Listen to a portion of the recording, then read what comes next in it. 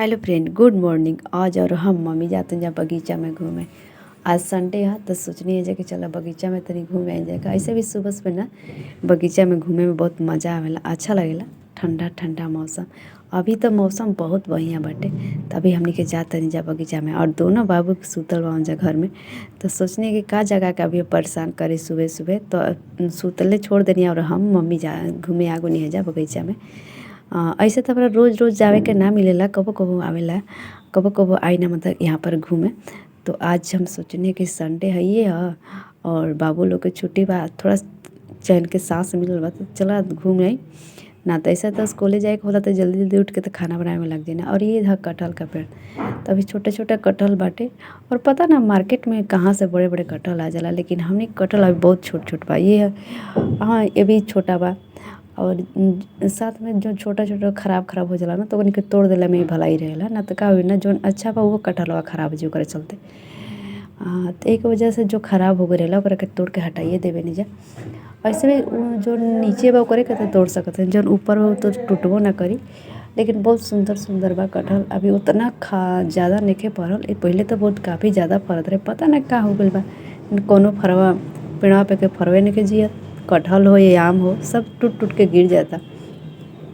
और हमारा बगीचा में ना 3 गो कटहल के पेड़ बा। आम के तो बहुत काफ़ी ज़्यादा बा, और अमरूद के अभी 3 गो बाटे। और यहाँ पे एगो खूब सुंदर से घौद आए रहे केला के। छठ पूजा में तो बहुत ज़्यादा आए रहे, लेकिन अभी आम भी इतना छोटा छोटा बा। और मार्केट में देखला पे बड़े बड़े आम मिल जाता। और हमनी के पता ना सब कुछ पीछे पीछे काहे होता, आगे आगे तो होते नहीं के, और इतना छोटा छोटा बा। और इसके बाद देखा बाबू के बिहान हो गई, तो या गुलान तो जनान के मम्मी अभी तक हमारा कटहर नहीं खी देख ले। तो दिखावे के जीत गई लान कि चलो तर मम्मी तुम देख ला, तो देख लेनी। अब इनको बतिया मानना जरूरी रहे। और इसके बाद देखा टमाटर तूरे खाते नहीं है, सोचने के हेल बन तो तन टमाटर हमू तूर ली। और अच्छा लगला, बहुत सुंदर सुंदर फड़ल बाटे। अब सोचने की जल्दी जाता नहीं अब घरे, कैसे के बहुत काफ़ी देर हो गई घूम उम लेनी ने। तब जाता नहीं घरे। तो ये ऐसा नहीं टमाटर अच्छा लगला, कहे से कि गर्मी के सीजन आ गल ना, अगर लाल हो जाए तो वे समझे कि कीड़ा होखे के चांस बहुत ज़्यादा बा। तो लाल हो जाला तो नहीं तोड़म, थोड़ा सा तो हल्का बा ई मीडियम साइज के, तो करके तोड़ तोड़ के। और बहुत सुंदर लगेला ना। पौधा लगावे समय तो मेहनत करे के पड़ेला, कहीं पानी डाल डाल के ओकरे के जियावे के रहेला, बड़ करे के रहेला। लेकिन जब फरे लगला ना तो फर तोड़े में बड़ी मज़ा आवेला। और देख के भी कितना सुंदर लगता है। काश अपना घर के और ये एकदम शुद्ध सब्जी, बिना जहर के, बिना खाद के। हाँ, और खाए में भी एकर टेस्ट अच्छा रहेला। मार्केट वाला जितना भी आदमी खाला ओमे तो सब जहरे से उगावल जाला, कहे से कि जहर लोग ना मारी तो होकबे ना करी।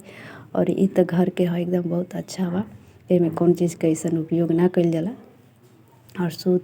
और यह मकोई जना के कहल जाला हमने के भटकोआ, अभी तक कितना सुंदर फरल बा। अभी देख के अच्छा लगता है। इसके बाद हम जाओ मैं सब्जी लेके आ गई। हम तो ना लेके आई, हम तोड़ ओड़ के रख देनी, लेकिन हर पति देव मैं सब्जी लेके आ गई। और बहुत काफ़ी ज़्यादा सब्जी रहे, लेकिन जौन जौन बुझाइल तन तन आ गई। और ये पपीता पपीता के भुजिया बहुत टेस्टी लगेला, तो इससे आ गई पपीता सेब सब कुछ। और हम आ गए, नहीं करे बाद जल्दी से घर पे घर के काम करे, अब खाना वाना बनाए में लगे।